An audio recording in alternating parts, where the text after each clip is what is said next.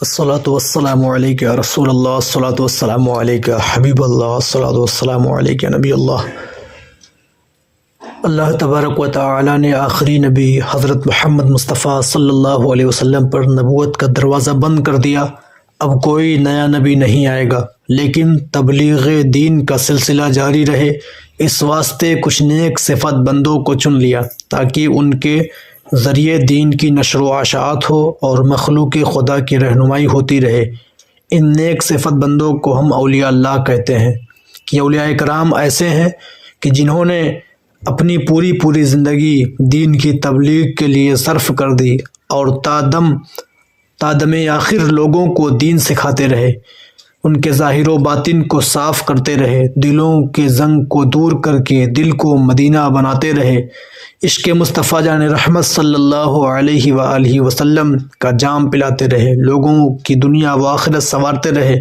انہی اولیاء کرام میں ایک نام حضرت قطب المدار سید بدیع الدین احمد زندہ شاہ مدار رضی اللہ تعالی عنہ کا بھی ملتا ہے، جو کہ حسنی حسینی سید ہیں اور سلسلہ تیفوریہ کے قدیم بزرگ و سلسلہ بدیعیہ مداریہ کے بانی ہیں۔ جس وقت بر صغیر میں ہر طرف لوگ کفر و شرک کے اندھیرے میں ڈوبے ہوئے تھے، دور دور تک کوئی اسلام کو جاننے والا نہ تھا، خدا اور رسول صلی اللہ علیہ وسلم کا نام لینے والا نہ تھا، ایسے پرفتن دور میں حضرت قطب المدار اپنے نانا جان رحمت عالمیام صلی اللہ علیہ وسلم کے حکم کی تعمیل کرتے ہوئے ملک عرب سے چل کر ملک مکن پور ہند کی سرزمین پر تشریف لائے۔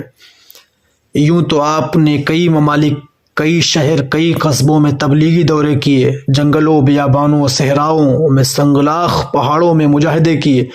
جب آپ کسی جگہ اپنی عبادت و ریاضت کے سلسلے میں 40 دن تک چلا کرتے، عبادت و ریاضت میں مشغول رہتے، اپنے معمولات سے فرصت پا کر جب آپ حجرہ سے باہر تشریف لاتے تو چہرہ مبارکہ انوار و تجلیات سے منور ہوتا کہ جسے دیکھ کر لوگ تاب نہ لاتے اور بہت سے کلمہ پڑھ کر مسلمان ہو جاتے۔ اس طرح آپ نے اپنے دینی و تبلیغی کام کے ذریعے لاتعداد لوگوں کو مسلمان بنایا۔ بے شمار لوگوں نے آپ کے مبارک ہاتھوں پر اپنے گناہوں سے توبہ کی اور راہ راست پر آ گئے۔ آج بھی پوری دنیا میں حضرت قطب المدار سید بدیع الدین احمد زندہ شاہ مدار رضی اللہ تعالی عنہ کے نام سے منسوب چلے، خانقاہیں، عبادت گاہیں مثلاً مدار ٹکری، مدار گیٹ، مدار باوڑی، مدار محل، مدار مسجد وغیرہ موجود ہیں اور لوگ ان سے فیضیاب ہو رہے ہیں۔ ہر سال جمادی الاول کی 15، 16، 17 تاریخوں میں حضرت قطب المدار سید بدیع الدین احمد زندہ شاہ مدار رضی اللہ تعالی عنہ کا عرس بڑے ہی تذک و احتشام کے ساتھ پوری دنیا سنیت میں منایا جاتا ہے۔ آپ حضرات بھی اپنے گھروں، محلوں، قصبوں، شہروں میں ایصال ثواب کا اہتمام کیا کریں، ان کی یاد منائیں، ان کی دینی خدمات کو زیادہ سے زیادہ لوگوں تک پہنچائیں اور ان کے نام سے لوگوں کو کھانا کھلائیں، مسجدوں، مدرسوں، لائبریریوں میں تحفتاً کتابیں تعاون کریں۔ اللہ تبارک و تعالی ہم سب کو علم دین حاصل کرنے، دوسروں کو سکھانے اور خود اس پر عمل کرنے کی توفیق عطا فرمائے، بزرگان دین کے فیضان سے مالا مال فرمائے، ان کے نقش قدم پر چلنے کی توفیق عطا فرمائے، آمین۔ سرزمین ہند کی یہ خصوصیت رہی ہے کہ یہاں ہزارہا اولیاء اللہ کے قدوم و برکت نے اس گلستان کو شرف و زینت بخشا۔ ان اولیاء اللہ میں حضرت سید شاہ بدیع الدین احمد الملقب حضرت قطب مدار زندہ شاہ مدار کا نام نامی بھی ہے۔ سید بدیع الدین احمد ہے، آپ کی کنیت ابو تراب ہے، بعض ممالک میں احمد زندان صوف کے نام سے مشہور ہیں۔ اہل تصوف اور اہل معرفت و حقیقت آپ کو عبداللہ قطب مدار فرد الافراد کہتے ہیں۔ مدار العالم، مدار دو جہاں، مدار العالمین، شمس الافلاق آپ کے القابات ہیں۔ بر صغیر و ہند و پاک میں زندہ شاہ مدار اور زندہ ولی کے نام سے زیادہ شہرت حاصل کی۔ آپ کی ولادت باسعادت صبح صادق کے وقت پیر کے دن یوم عید الفطر یکم شوال المکرم سنہ 242 ہجری میں مطابق 856 عیسوی میں عباسیہ دور حکومت میں ملک شام کے شہر حلب میں محلہ جنار میں ہوئی۔ صاحب عالم سے سن ولادت کی تاریخ نکلتی ہے۔ والد ماجد کا نام نامی سید قاضی قطبۃ الدین علی حلبی ہے، اور والدہ ماجدہ سیدہ بی بی فاطمہ ثانیہ عرف بی بی ہاجرہ سے مشہور ہے۔ آپ حسنی حسینی سید ہیں۔ حضرت سید بدیع الدین زندہ شاہ مدار رضی اللہ تعالی عنہ اپنا حسب و نسب ان الفاظ میں بیان فرماتے ہیں: انا حلبی بدیع الدین اسمی بامی وامی حسنی حسینی جدی مصطفیٰ سلطان دارین محمد احمد و محمود کونین۔ میں حلب کا رہنے والا ہوں، اس کا ترجمہ ہے میں حلب کا رہنے والا ہوں، میرا نام بدیع الدین ہے، ماں کی طرف سے حسنی اور باپ کی طرف سے حسینی سید ہوں، میرے نانا حضرت محمد صلی اللہ علیہ وسلم ہیں جن کی تعریف تو جہاں میں کی جاتی ہے۔ حضرت قاضی حمید الدین ناگوری رحمۃ اللہ علیہ نے اپنے ملفوظات میں آپ کا شجرہ نسب اس طرح نقل فرمایا ہے، اس کا اردو ترجمہ ہے، یعنی حضرت قطب البدار حضرت سید مولا علی ابن ابی طالب کرم اللہ وجہ الکریم کی اولاد میں سے بہت بڑی ہستی کے مالک ہیں۔ آپ کے والد ماجد کا شجرہ نسب یہ ہے: سید علی حلبی ابن سید بہاؤالدین ابن سید ظہیر الدین ابن سید احمد ابن سید محمد ابن سید اسماعیل ابن سید امام الائمہ جعفر الصادق ابن امام الاسلام سید باقر امام الدارین امام زین العابدین ابن امام الشہداء امام حسین ابن امام الاولیاء حضرت علی کرم اللہ وجہ الکریم رضی اللہ تعالی عنہم اجمعین۔ والدہ ماجدہ کی طرف سے آپ کا نسب نامہ: والدہ ماجدہ کا نام نامی فاطمہ ثانیہ عرف فاطمہ تبریزی، دختر سید عبداللہ ابن سید زاہد ابن سید ابو محمد ابن سید ابو صالح ابن سید ابو یوسف ابن سید ابو القاسم ابن سید عبداللہ محض ابن سید حسن مصنع ابن امام العالمین حضرت سیدنا امام حسن امیر المؤمنین حضرت علی کرم اللہ وجہ الکریم رضی اللہ تعالی عنہم اجمعین۔ پیدائش کے وقت کرامات کا ظہور: آپ جب شکم مادر سے اس جہاں میں جلوہ بار ہوئے تو روح انور کی تابانی سے وہ مکان جگمگا اٹھا جس میں آپ پیدا ہوئے۔ پیدا ہوتے ہی جمیع ناز کو خالق بے نیاز کی بارگاہ میں بہر سجدے جھکا دیا۔ زبان حق نوا سے یہ صدا بلند ہوئی: لا الہ الا اللہ محمد الرسول اللہ صلی اللہ علیہ وسلم۔ حضرت ادریس حلبی جو ایک صاحب کشف و کرامت بزرگ ہیں، روایت فرماتے ہیں کہ حضرت زندہ شاہ مدار رضی اللہ تعالیٰ عنہ جب اس عالم گیتی کو اپنے قدوم میمنت لزوم سے مشرف فرمایا تو روح پاک صاحب الاولاق حضرت محمد صلی اللہ علیہ وسلم مع جملہ اصحاب کبار و ائمہ اطہار خانہ علی حلبی میں جلوہ افروز ہوئے اور سید علی حلبی اور فاطمہ ثانیہ کو سعید بیٹے کی ولادت کی مبارکبادی دی اور حاطف غیب سے ندا ہوئی: ھذا ولی اللہ، ھذا ولی اللہ کا مژدہ سنایا۔ شاہدان یارگاہ لایزال نے اپنے لوح دل پر ان مبشرات کو نقش کر لیا اور آپ سعید ازلی قرار دیے گئے۔ تعلیم و تربیت: اللہ تعالیٰ جس کو اپنا برگزیدہ بندہ بناتا ہے اور اپنی محبوبیت کے لیے انتخاب فرماتا ہے، اس کی تعلیم و تربیت کے لیے بھی بہترین انتظام فرماتا ہے۔ چنانچہ جب حضرت زندہ شاہ مدار رضی اللہ تعالی عنہ کی عمر 4 سال 4 مہینہ اور 4 دن کے ہوئے تو سلف صالحین کی سنت کے مطابق والد گرامی نے آپ کو بسم اللہ خوانی کے لیے قطب ربانی شیخ وقت حضرت حذیفہ مرعشی شامی متوفی 276 ہجری کی خدمت میں پیش کیا۔ استاد محترم نے حق استاذی ادا کیا، ابتدائی تعلیم سے لے کر شریعت کے تمام علوم و فنون سے آراستہ و پیراستہ کیا۔ جب آپ کی عمر مبارک 14 سال کی ہوئی تو علوم عقلیہ و نقلیہ میں آپ کو مہارت تامہ حاصل ہو چکی تھی۔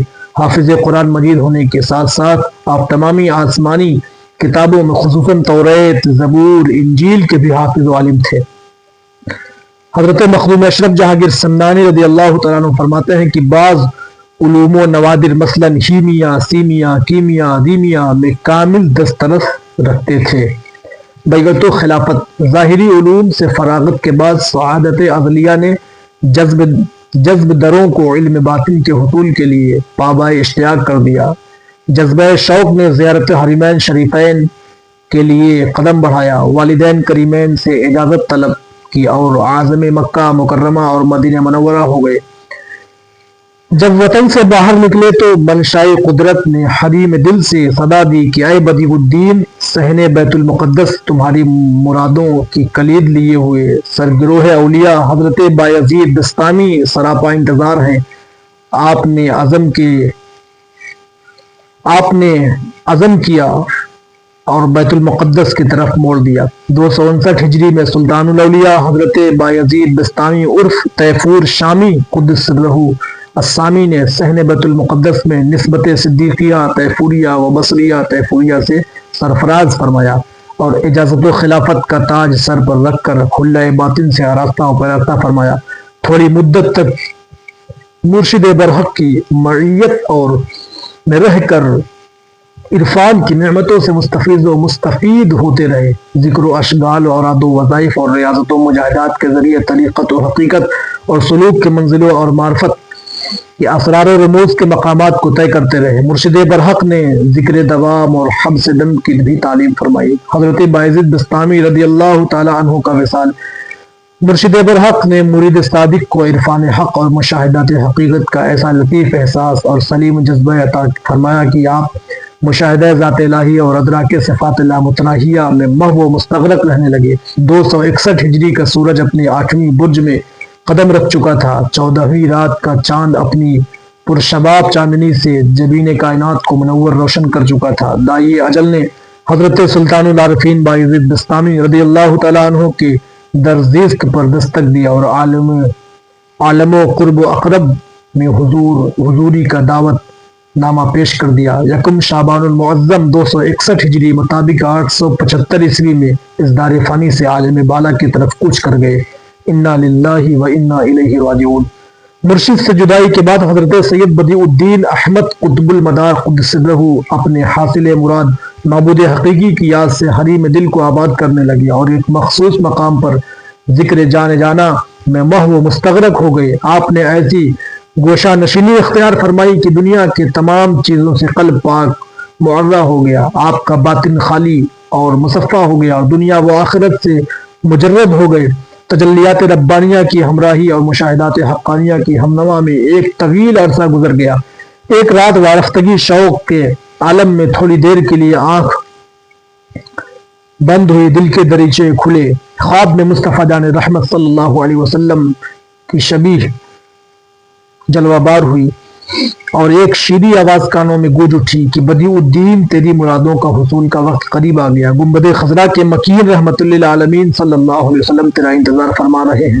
آنکھیں کھلی تو دل کی دنیا مسرتوں کا طوفان برپا تھا۔ وارفتگی شوق و احساس و وجدان میں چھاتی جلی گئی، لیکن خرد میں سرگوشی کے شوق مچل رہا ہے۔ پاؤں ٹھہر اے دل کی تمنا خوب تڑپ۔ آپ نے راہوار شوق کو خانہ کعبہ کی طرف موڑ دیا۔ موسم حج شروع ہو چکا تھا۔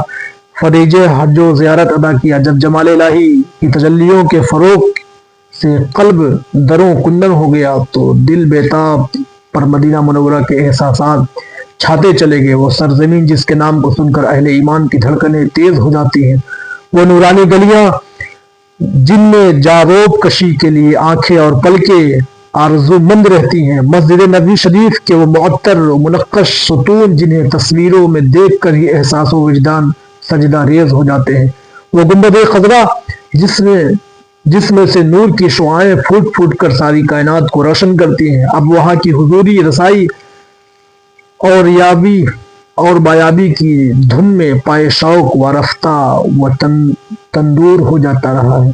جوں جوں منزل مقصود قریب آ رہی ہے، دل و دماغ اور روح کی تمام حسیات پر ادب و احترام کا رنگ غالب ہوتا جا رہا ہے۔ مقدر کی باریاب سے در حضور اقدس صلی اللہ علیہ وسلم پہ حضوری ہوتی ہے۔ یہ اللہ کے حبیب صلی اللہ علیہ وسلم کا آستانہ ہے، یہاں خلقت کا ہجوم رہتا ہے، یہاں تو شہنشاہ بھی گدا بن کے آتے ہیں۔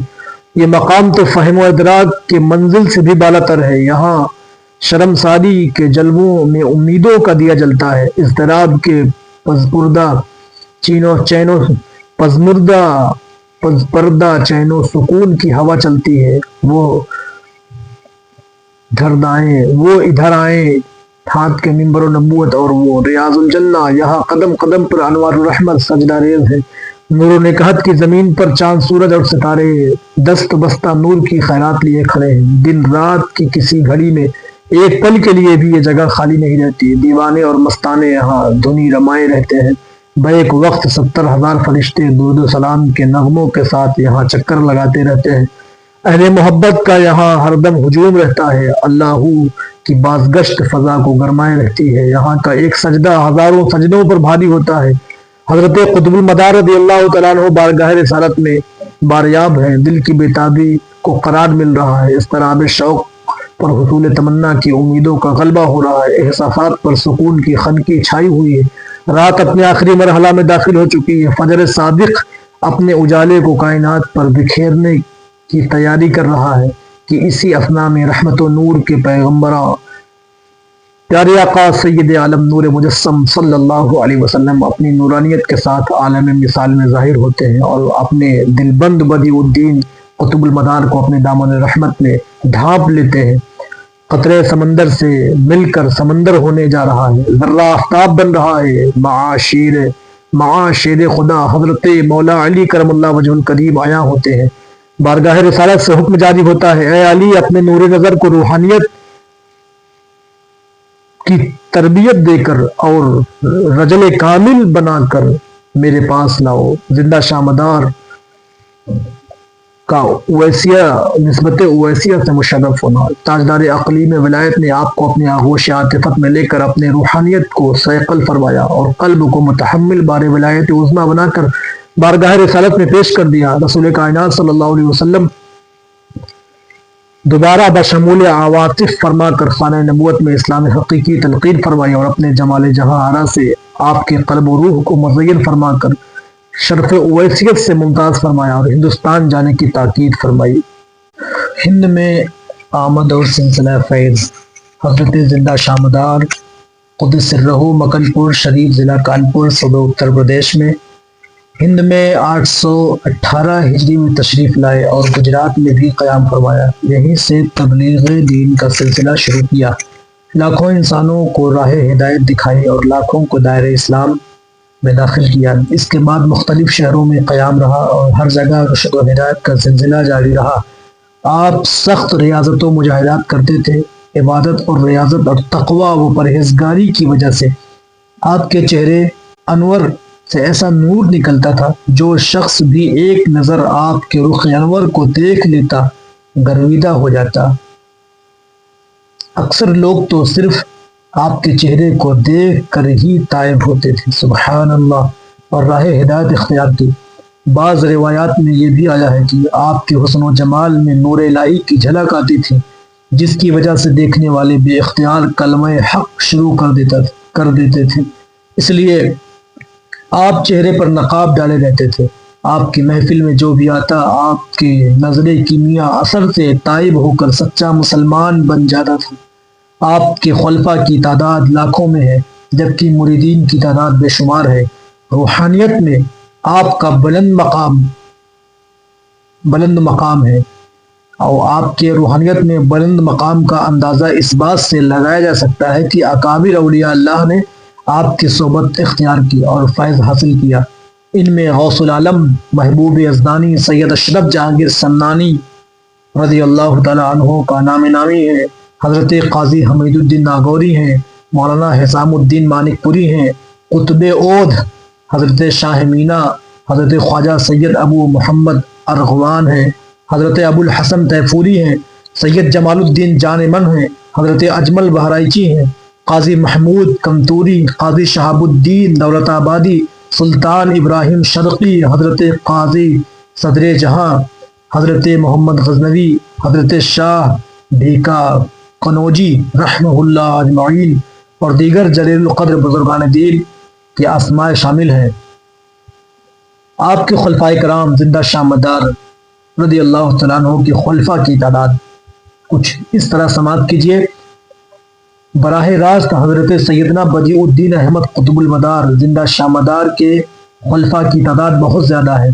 طبقات شاہ جہانی اور علامہ ڈاکٹر محمد عاصم اعظمی کی کتاب تذکرہ مشائخ اعظام میں تحریر ہے کہ حضرت زندہ شامدار کافی طویل عمر پائی، اس لیے آپ کے مریدین اور خلفاء کا شمار غیر ممکن ہے، اور کئی کتابوں میں آیا ہے کہ آپ تقریباً 599 یا 699 سال 700 سال آپ کی عمر یا 600 سال آپ کی عمر تھی۔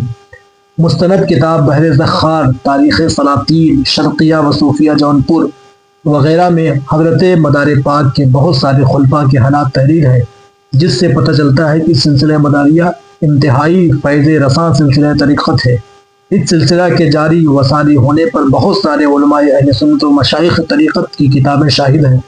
ان میں سے چند کتابوں کے نام حسب ذیل ہیں: مناقب العارفین، سماعت الاخیار، مردان خدا، تواریخ آئینہ تصوف، کنز السلاسل، گلستان مسعودیہ، رسالہ قطبیہ، مرعۃ المسعودی، اخبار الاخیار، مقالات طریقت، نزہۃ الخواطر، تذکرہ مشائخ بنارس، تذکرہ مشائخ قادریہ برکاتیہ رضویہ، حیات اعلی حضرت، الاجازۃ المتنبیہ، تاریخ مشائخ قادریہ، تذکرہ آبادیہ، الشجرہ رفاعیہ۔ ان کتابوں کے علاوہ کئی درجن کتابیں آج بھی موجود ہیں، جس سے سلسلہ مداریہ کی ہم غیرت اور اجرا کا پتہ چلتا ہے۔ لہذا بلا شک و شبہ سلسلہ عالیہ مداریہ جاری و ساری ہے۔ اس سلسلہ عالیہ سے اجلہ اولیاء کرام وابستہ ہے۔ بس کسی بھی طرح ایک سنی صحیح العقیدہ مسلمان کو اس سلسلہ عالیہ کی بابت و سوخت و منقطع کی بات کہنا غیر مناسب ہے۔ قطب المدار کے تصرفات حیات و ممات میں برابر ہیں۔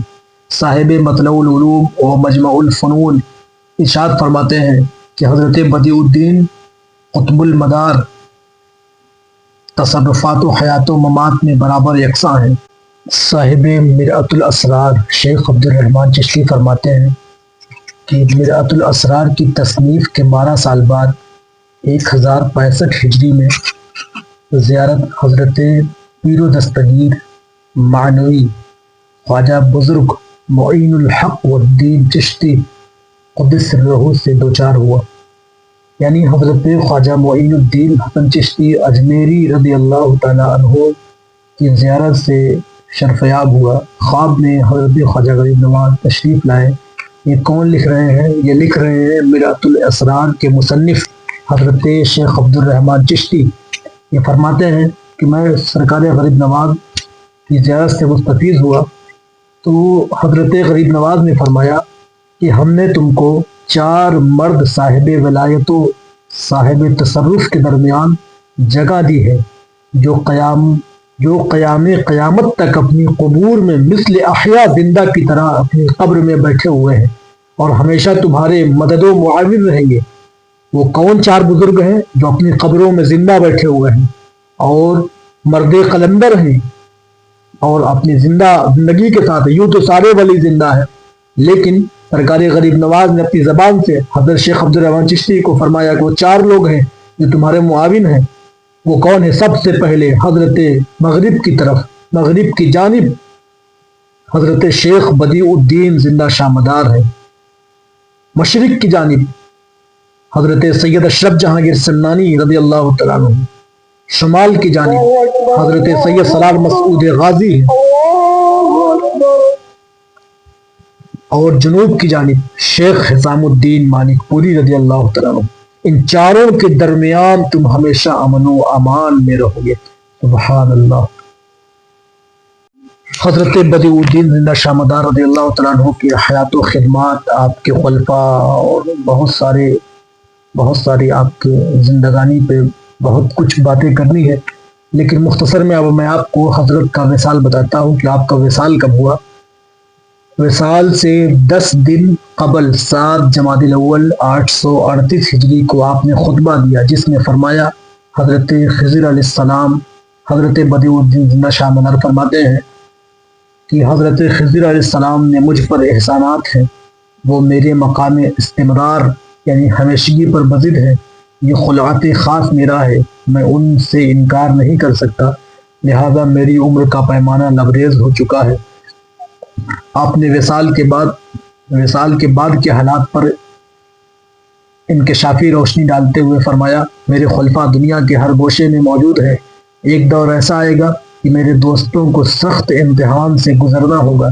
جو بچیں گے وہ صاحب ایمان ہوں گے اور ان کی شفاعت کا وعدہ میرے نانا حضور صلی اللہ علیہ وسلم نے فرمایا ہے۔ پھر قدرت ایسے لوگ بھیجیں گے جو گمشدہ امانت کو جو بکھری پڑی ہوگی اور معدوم ہو گئی ہوگی اس کو فراہم کریں گے۔ وہ حق پر ہوں گے وغیرہ وغیرہ۔ یہ خطبہ حجت المدار کے نام سے موسوم کیا جاتا ہے۔ حی المدار، اسرار بدی، جمال بدی اور متعدد کتب کی روایت کے مطابق 1,24,440 خلفاء و مریدین کی موجودگی میں خطبہ دیا تھا، اور اسی روز 1,442 مریدین کو خلافت سے سرفراز کیا تھا۔ ماہنامہ ترجمان اہل سنت، جلد 12، شمارہ 10، صفحہ نمبر 265۔ 17 جمادی الاول 838 ہجری کو آپ نے مکن پور انڈیا میں وصال فرمایا۔ انا للہ و انا الیہ راجعون۔ آپ کی وصیت کے مطابق آپ کی نماز جنازہ آپ کے مرید و خلیفہ علامہ شیخ حسام الدین سلامتی جونپوری قدس سرہ نے پڑھائی۔ اللہ تبارک و تعالیٰ سے دعا ہے کہ پروردگار عالم ہم سبوں کو حضرت بدیع الدین قطب المدار مدار العالمین رضی اللہ تعالیٰ عنہ کے در کی حاضری باادب حاضری نصیب فرمائے، اور فیضان مداریہ سے ہم سبوں کو مستفیض فرمائے۔ آمین بجاہ نبی الامین صلی اللہ علیہ وسلم۔ السلام علیکم ورحمۃ اللہ وبرکاتہ۔ اسی طرح اور آپ ہمارے یوٹیوب چینل حضور صابر ملت دعوت نگری میں جڑے رہیں، بزرگوں کے واقعات، ان کی ہسٹری اور ان سے جڑے ہوئے معاملات آپ تک پہنچائے جائیں گے۔ آپ ہمارے چینل کو سبسکرائب کر لیجیے، لوگوں تک شیئر کیجیے۔ بزرگوں کے حالات اور ان کی زندگی کے معاملات سمجھنے کے لیے آپ ہماری اس ویڈیوز کو زیادہ سے زیادہ شیئر کیجیے، لوگوں تک پہنچائیے، تاکہ جو اس سلسلے کے ماننے والے لوگ ہیں اور بہت سارے ایسے لوگ ہیں جو اس سے اختلاف رکھتے ہیں، ان کو یہ حقیقت کی روشنی، یہ حق باتیں ان تک پہنچے، تاکہ ان کو سمجھ میں آئے کہ سلسلہ بہت بڑا سلسلہ ہے، یہ بزرگ بہت بڑے بزرگ ہیں، بہت بڑی ہستی کا آستانہ ہے۔ اس سے اختلاف نہ کیا جائے بلکہ اس سے محبت کیا جائے، اور اس سلسلے کا پیغام سب کو حاصل کرنا چاہیے۔ اللہ تعالیٰ عمل کی توفیق عطا فرمائے۔